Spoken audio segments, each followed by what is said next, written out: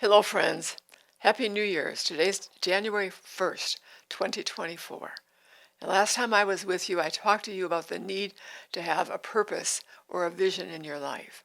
And I related the reason why it's so important is because it produces happiness, results in happiness. Solomon said, where there is no vision, the people perish. But he that keeps the law, happy is he. I'm going to read it to you in the Amplified Version. Where there is no vision, no revelation of God and His Word, no prophetic revelation, no divine word from God. The people are unrestrained. In other words, they have no they have no focus. They have no purpose. They just are running here and there. That's the way I was until God answered my prayer. But then it says, then it says that, but happy and blessed is he who keeps the law of God. But they say in this translation, when they use the word law, they mean God's plan for you, God's way for you. So you were created with a purpose. And next time I talk another podcast, I'll explain that more completely. But you were created with a divine purpose. You're not an accident. None of you are an accident. It's a lie from Satan. But God created you, and right inside of you is a divine purpose. It's a plan or a vision. When you look at the Greek meaning of the word vision, as I explained last time, it can mean simply that a sight. The word is a sight. That is a dream, a revelation, a prophetic revelation, a prophecy, an insight, a thought from God. That's why I'm doing podcast, because I had a couple of dreams and a prophetic word from somebody else. And that's why I'm talking with you today, because I believe God called me to do this. And even though it's a struggle sometimes for us to do this at this time in our life, but I'm here because I have something to say to you, something I discovered back in my 30s and my 40s. I tried everything to satisfy my heart. I enjoyed being a mother. I was happy to be married, and our son was ill, as most of you know that story. And so that took a lot of my energy until I was age 40. But in those years, I was trying to do something else that would satisfy me. I didn't want to work as a nurse anymore. Even though I went to work as a hospice nurse and worked with people that were dying, there was moments where I was really important that I was there because I could speak to somebody in a way that touched them and gave them peace while they were dying. So it was a very important moment, but it didn't bring something to my own heart. Solomon used the word happy. He used the word happy, or contentment, satisfaction. It's something that's deeper in your heart. And you were created with something deep in your heart. So I'm doing a series for a 3 or 4 weeks or time, so I don't know how many, when they go out twice a week maybe. But I'm giving a series on this need to have a vision or a purpose or a dream. A dream, and I'll talk another time about what this dream in your heart. That God is a dreamer, and He created you with a dream. But today I'm just going to focus on the word vision, or God's purpose for you. And I tried everything to figure out what God's purpose was for me. I went to work as a secretary for a company. I got a real estate license. I actually developed and earned a broker's license, which is not easy to do. And I sold houses for a couple of years, brought in some money. And I was good at it. I was good when I sold clothing in a woman's shop when I was in high school. I was good with those kinds of things, but it didn't satisfy the heart. We can have capabilities, we can have talents, we can have some different gifts we can use, but is it the one that God gave to you? I remember meeting a man that my husband knew when he was a teenager at a camp, and his name was Enoch Olson. And he wanted to work with the land. He wanted to work with geography. I mean, the land, I don't know, geography is a poor word, but whatever, agriculture probably is a better word, right? But yet God called him to become a pastor. And he had a hard time doing that. But he decided to follow God and do what God told him to do to become a pastor. But in the end, God changed something so powerfully because he was asked to run a Christian conference center at a camp that owned how many acres of land. It had sand dunes, it had woods, it had forest, it had fields. And he got to manage that land.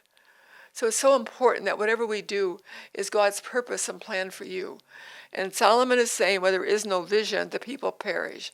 And last week I mentioned what Derek Prince said, that we'll never be happy, really, really happy, until we know what God has planned for you to do. You'll not be happy. Many people in my groups are not happy. When my Zoom groups I do, and I'm starting another Zoom group in January, and if you're listening to me and you want to sign up for it, please email me.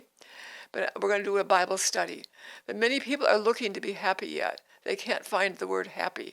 They don't know what it means, and they can't find anything that makes them happy. But the Bible tells us that finding what God called you to do, what he put into you when he created you, it's not outside of you, but it's inside of you. It's already in you. How do you find it? And so the day that I finally said, God, I'm tired. I thought you had something for me to do, and I can't find it. And I was driving the car on Route 9 in Massachusetts. And I simply just said a simple prayer. God, I felt you had a ministry for me, probably since I was 12 years old. When I gave my life to God, I surrendered my life to God. If you've not surrendered your life to God yet, friends, you need to do that. You need to make Jesus Christ the Lord of your life. You just surrender your life into the hands of God and give your life to him and let him make something with your life that you never could make with it. With all your efforts, you can't accomplish the things that probably you're just unable to do it, because you need to find God's direction and purpose, and you need to make Jesus Christ the Lord of your life. You just surrender your life into his hands. That's what I did in my teenage years. But I could never yet find that divine purpose until the day I said I surrender it. I can't find it, Lord. And within 2 weeks, I went into a Women's Aglow chapter meeting, a monthly meeting, and a woman said to me, God told me that you're the president of this chapter. I had never been president of anything. The woman didn't know my name. She didn't know who I was. But she was anointed with God. She was filled with the Holy Spirit. And she recognized that God's anointing was on me. I didn't know it. I didn't know, except that I always kind of envied the person who was the president of that chapter. I always remember esteeming them and valuing them, looking up to them. But I never dreamed that was something God would one day call me to do. So suddenly, out of nowhere, I became president in 1979 of a Women's Aglow chapter. And from there on, the work that God had for me began to unfold. As more, I'll tell you in another time I talk with you what happened and what happened and what happened, and how God began to unfold his divine purpose for me. But he has a divine purpose for you. And Solomon knew it. He knew that the word vision, it means that God has a dream for you. He has a prophetic revelation. He has something that will guide and direct you. He has something, a way to bring it to you, whether a thought in your mind. That's why I'm doing podcasts. I had 2 dreams, and somebody prophesied to me that God had one more thing for me to do. Now I think there's another thing, but I won't tell you about that yet. Because I'm 84 years old, and I think, God, how can I keep doing this? But I remember a dream earlier this year when the Lord gave me a dream when I was with Queen Elizabeth. You maybe remember that. And I'm telling Queen Elizabeth I'm 83 years old. That's what I was at the time. And she said, well, I'm 95. So I woke up from that dream, and I knew that my life wasn't going to end that soon, that I had more years to live yet. And so even though I just turned 84, God has more for me to do yet. My life is not done.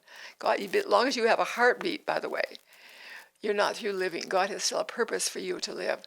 But the challenge is, God, what is you put in my heart to do? Today I'm going to give you 5 ideas that might help you begin to look for the purpose of God in your heart. But before I go there, I want to give you a few more sentences I want to say, because last time I talked to you about the need for happiness, that it's hard to find happiness. Dr. Gadd said that people write about it all the time as philosophers, and they don't even know how to find happiness. They don't know what it is.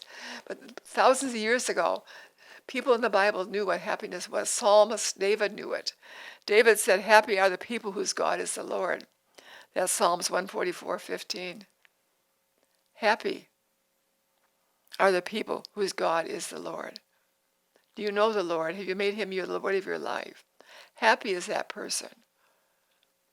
Happy is that person. I remember how happy I was the first time I experienced the presence of God and the Holy Spirit within me. My husband recognized that I was changed and different, and he wanted to know what had happened to me. That was back when I was 31 years old. Because we need an encounter with the living God. You need experience with the living God, not just doctrine or theology, right? You've heard me say that before. But you can encounter, you can have an experience with the living God one way or another. And then Solomon also wrote, happy is a man who finds wisdom, who gets understanding. That's part of why I'm doing the podcast, is to help you get understanding, to help you begin to get insight and understanding of the laws of life. There is a law of life that says that we need a central purpose in our heart. I'll talk about that in a moment. It is a law of life. There are laws out here. You know the law of gravity, right? You know, you can't go up on top of the roof and just kind of fly like a bird. If you jump off the roof, you're going to fall and hurt yourself or break your neck. I remember a man who climbed a tree that I knew in Marblehead, Massachusetts, and he died. He broke his neck when he went up the ladder. There's a law. There's our physical laws. There are spiritual laws. There are divine laws that God has created that creates this universe, keeping it running. There's summer, there's winter, there's spring, and there's fall. Everything runs in a routine way because God, the Creator, has created laws that guide this whole world. But He's created laws for you and for me to live by. And one of the laws that I've learned in my life is without a purpose, you'll never be happy. Without God's divine purpose for you, without that vision. I'm using the word vision is that wide, and I don't mean literally a vision that you see something, but it's something it's that there's something, a knowing. It can become in a dream, it comes through a prophetic word, it comes through an insight or an aha moment, a revelation. Suddenly you know that you know something, and you didn't think it up, it just came to you. That's what I'm talking about. That God Himself knows what it is that will make you happy. But you're not able to find it by your own efforts. You need to look to Him and surrender your life to Him and let Him do it. Another scripture I read about happiness this week is in Proverbs 14:21. And Solomon is writing, he says, he who despises his neighbor sins. He who despises his neighbor sins. But he who has mercy on the poor, happy is he. He who has mercy on the poor, instead of judging poor people, he who has mercy on the poor, happy is he. And the last one is in Proverbs 16:20. Whoever handles a matter wisely and who trusts in the Lord, happy is he. By putting our trust in God, asking Him for wisdom how to handle that problem with your family member, how to handle that problem in your relationships, how to handle your problems wisely. And put your trust in God to show you the pathway. Happy is that person. So vision is related to happiness. That's what I wanted to introduce you today to. I want you to think about it again. I think I closed last week with the idea of what do you want. I asked you to imagine it's now December 31st, 2024. Do you remember if you listened to the podcast? I asked you to think about that. If you said to yourself, this has been the happiest year or the best year of my life, what is it would have happened to make you say that? I'll make sure I'm reading it to you right. Imagine it's now December 31st, and you're saying to yourself, this has been the most phenomenal year of my life, or you can say happiest. Then ask yourself what needs to happen for you to be able to say that next December 31st. You got 1 year in front of you now. I have a year in front of me. What do I want? What does my husband want to accomplish in this year? Without a plan, without a vision, without a purpose, we perish. If we don't keep our eyes set on a goal, and a good athlete keeps his eyes on the goal. If you and I don't keep our eyes on the goal, we don't do very much. We get lazy. Lazy is the number one sin, Scott Peck said in his book, The Road Less Traveled, laziness. If we don't keep our eye on what's really, really important, what's going to satisfy your heart, you might do all kinds of things, but they're not the things that will satisfy your heart, not the things that God created you to do. So I ask you to write them down. I ask you to sit and think about them. Write them down. What it is that would cause you to say this has been the best year, the most phenomenal year. What is it you need to have accomplished? And I encourage you now to think about that again. And did you make any discoveries as a result of thinking about that? You know, as you sit and think, what is it do I need to do? God, show me. Ask, seek, and knock. Jesus gives us a great spiritual principle. It's a spiritual principle. Ask, seek, and knock, friends. Ask him. Seek and knock. And he says he will find. He will answer.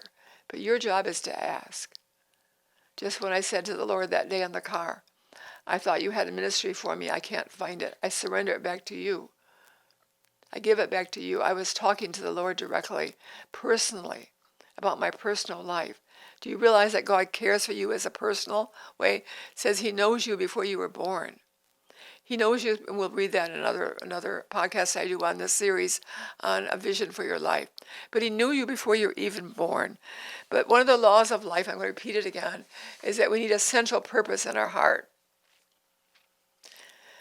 Somebody by the name of Lori Beth Jones, I read her book years ago, and her book was called The Path. And she said, the number one deadly fear of people, the number one deadly fear of people is living a meaningless life. Finding your passion, your mission, and fulfilling it is perhaps the most important activity in which you can ever be engaged in. Dr. James Allen, with his book, As a Man Thinketh, I like to read. I'm a student, and I read a lot. But Dr. James Allen said, they who have no central purpose in their life, they, or you, if you don't have a central purpose for your life, you are an easy prey to worries, small worries, to fears, to troubles, and self-pity. And then he says, which leads to failure. It leads to unhappiness. There's that word happiness again. It leads to unhappiness. If we don't have a central purpose that we're able to focus my mind around when I wake up in the morning, if I don't focus my mind around what I need to accomplish today to fulfill this vision God put in my heart of podcasting, to fulfill the dream that God put in me, for you to fulfill your dream, what is the central purpose that you need to think about when you get up in the morning? One of the first things I think about before I get up is I like to say to myself, this is the day that the Lord has made. This is the day that the Lord has made. My voice is getting cracky. Can you say that with me? This is the day that the Lord has made. It's God who's given you another day to breathe. Without God giving you a breath, you wouldn't even be alive. I wouldn't be alive. This is the day the Lord has given you. I will be happy and be glad in it. I will. So it makes a decision. It's called a quality decision. You make a quality decision. I will be happy. I choose to be happy today. I choose to ignore whatever symptoms I don't like in my body or how my moods are, or whatever the feeling of laziness that gets a hold of me, or apathy. I have to make a quality decision to shift my mind off of my natural, fleshly, carnal nature into the spiritual man within me, the spiritual person within me. There's a difference between the two. But happiness requires that you find God's vision for your life, His dream for you, His divine purpose for you. And you must learn to keep your thoughts centered on that purpose. There's a woman, I don't know if you know her name, named Corrie ten Boom. Do you remember that name? Remember the famous book and movie, The Hiding Place? Corrie was a Dutch woman in the Netherlands during the World War II. And she and her father and her sisters hid Jewish people in their house. And they kept them safe. But one day they were captured and they were taken off to jail and prison. And Corrie and her sister were in one of the camps there in Germany or Eastern Europe someplace. And her sister had a vision said to Corrie, when we get out of here, this is what God wants us to do. Her sister never got out of there. Her sister died. But she told Corrie what the vision she had from God, what they needed to do. When Corrie got released from the camps, she did exactly what the vision told her sister to do. She went around the world talking about how one can experience the living God, how one could experience Him, and how He can bring meaning and purpose in the most terrible situation in your life.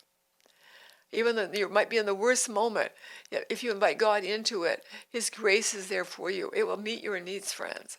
It will satisfy your heart. And Corrie went on, and she was in Ravensbrück is where she was sent to in midlife. But in her 80s, I read in her book that she had a long list of projects she wanted to do yet. Somebody said to her, Corey, why do you have such a long list? You're 80s. You're in your 80s. I don't know how old she was. She said, well, if I only do one of those, I'll do more than most people will ever do. I'm going to say that again. Do you have a purpose and a plan for this year for your life? Do you know what's in your heart that God wants you to do this year? Maybe you're young, still raising a family. That's your purpose. Then maybe God has another purpose for you. And he only leads us step by step. It unfolds. We don't come into the purpose automatically, completely. But it unfolds gradually. We take one step at a time. But Corey said, if I only do one of those things on my list, I will have done more than most people ever do. Think about that. And in closing today, I want to give you 5 ideas that help you get in touch with your own heart. See, this passion, this vision, the dream you were created with is in your heart already. It's in your heart. God put it into your heart.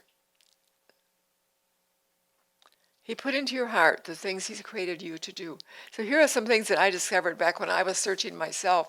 You may or may not find they're helpful to you, but I'm going to read them to you. There's 5 things that I discovered and read and worked on for my own personal life. First thing they suggest is 20 things you love. I discovered this activity in somebody's book a long time ago. Make a list of 20 things. Stop right now. Make a list of 20 things that you love or that you loved doing when you were a child. Don't worry about how trivial they are. Don't worry about how small they are. Just make a list. Maybe it's your work. Maybe it's a hobby. Maybe it's a sport. Maybe it's some subjects in school. Just something that gives it like a aroma, something that attracts you. 20 things that you loved. I loved watching the woman in charge of Women's Aglow when I would go there, watching the president lead that group. I didn't think about it then. But if I did the list later in life, I realized I would have added something more. But when I was younger, I wrote down I loved being playing school with my sisters and brothers, my sister and brothers. I loved being a teacher in the house. I'd set up a little table, and I had 4 younger brothers. I'm the oldest, right? And I loved playing school. I loved teaching people. And then I loved reading. So what are some of the things that you loved? Can you find 20 things that you loved doing as a child or as a young adult? 20 things that have a fascination for you. Second idea for you to get in touch with your heart is to pick 4 or 5 people that you most admire. Think back over history. Maybe they're dead, maybe they're alive. Let your heart move back over the people that you have known and pick 4 or 5 people that you really admire the most. Living or dead, who are they? What did they do? Or what are they doing that you might like to do? And repeat it again. Pick 4 or 5 people that you admire. Maybe somebody that was in the Bible. Maybe somebody in history. Maybe somebody you know right now. Find the people you most admire. And then think about, what is it that they do? What is it that they're doing that you might like to do? You got that, friends? 4 or 5 people you most admire. I could talk for 10 minutes about the people I chose, but I'll quickly run through Golda Meir. She was the founder called Mother of Israel. Helen Luke, Agnes Sanford, and Edith Schaefer. When I look back on all 4 of those women, all of them were pioneers in their field. They were all authors and writers. Those are the 2 things I see in common when I looked at it this week. Golda Meir, this is what she, if I get her quote. I read her biography. She had a biography called My Life. She had an autobiography called My Life. And when I read her autobiography, I realized she sacrificed everything for the passion was in her heart to birth the state of Israel. To birth that state, she grew up in Ukraine. She lived in Chicago, I think, for a while. But she had a passion in her heart, something to do with creating the state of Israel. She lived for that passion. I'm sure she sacrificed a lot. She sacrificed her children even. She wasn't home for them. Because she had such a passion that was so important to God's purposes. So important to God's plan for his people, Jewish people, that she sacrificed everything. She became known, I believe, as the Iron Lady. Yeah, because of her leadership during the Yom Kippur War, which we've heard about recently. 50 years ago, the Yom Kippur War. She was Prime Minister of Israel, first woman head of state. This is gold in my ear. She was one of the people I chose. The second person I chose was Helen Luke. Helen Luke was a Jungian therapist, a writer, and a counselor. And she wrote a book that really fascinated me that I learned a lot from. But she also had, I have a quote from her, this is her quote that I like. Each of us, as we journey through life, have the opportunity to find and to give his or her unique talent. Each of us, as we journey, each of you, as you journey through life, have the opportunity to find and to give your own unique gift.